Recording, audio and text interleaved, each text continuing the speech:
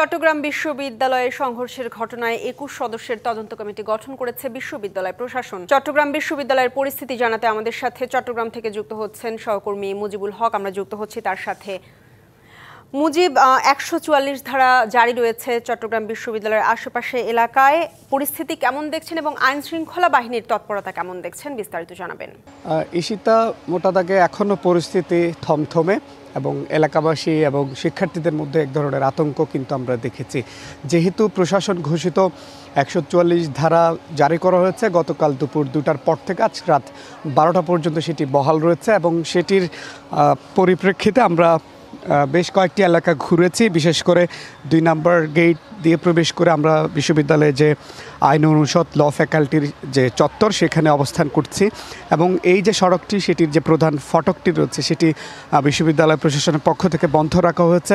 শুধুমাত্র যে সমস্ত জরুরি পরিবহন, গণমাধ্যম, প্রশাসনের যারা আসছেন তাদের জন্যই মূলত খুলে দেওয়া হচ্ছে এবং আমরা দেখেছি যে সমস্ত দোকানপাটগুলো আছে সেই দোকানপাটগুলো তালাবদ্ধ রয়েছে এবং ভেতরে ঘুরে আমরা যেটা দেখেছি বেশ কিছু বাড়িঘর ভাঙচুর করা হয়েছে, দোকানপাট ভাঙচুর করা হয়েছে এবং আশেপাশের বিভিন্ন স্থাপনায় কিন্তু যে গতকালকের যে হামলার যে ঘটনা সেটির রেশ কিন্তু আমরা দেখতে পেয়েছি।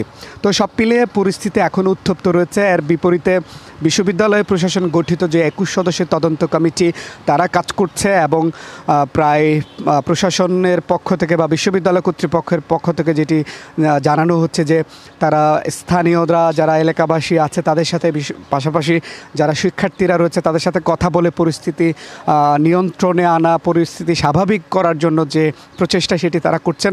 এর বাইরে যেহেতু যৌথ বাহিনী গতকাল থেকে এখানে মোতায়েন করা হয়েছে, তারা বিশ্ববিদ্যালয়ের বিভিন্ন জায়গাগুলো প্রদক্ষিণ করছে এবং যাতে কোনো ধরনের গতকালকের ঘটনার পুনরাবৃত্তি না ঘটে সেটির জন্য তারা সচেষ্ট রয়েছেন।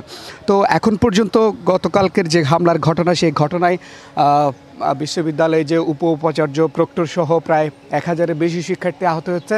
আমরা ভেতরে গিয়েছিলাম এবং সেখানে এলাকাবাসী বলছে তাদেরও বেশ কিছু মানুষজন আহত হয়েছে, পাশাপাশি কিছু স্থাপনা ঘর বাড়িতেও ভাঙচুর করা হয়েছে গতকালকে সংঘর্ষের ঘটনায়। তো সব মিলে এখনও পরিস্থিতি উত্তপ্ত রয়েছে, মানুষজনের চলাচল কিছুটা সীমিত রয়েছে এবং এর বিপরীতে আমরা আইন শৃঙ্খলা রক্ষাকারী বাহিনীর টহল কিন্তু দেখতে পাচ্ছি। তো এই ছিল সব মিলে বিশ্ববিদ্যালয়ের এখনকার পরিস্থিতি। ঈশিতা। মুজিব, আপনাকে ধন্যবাদ।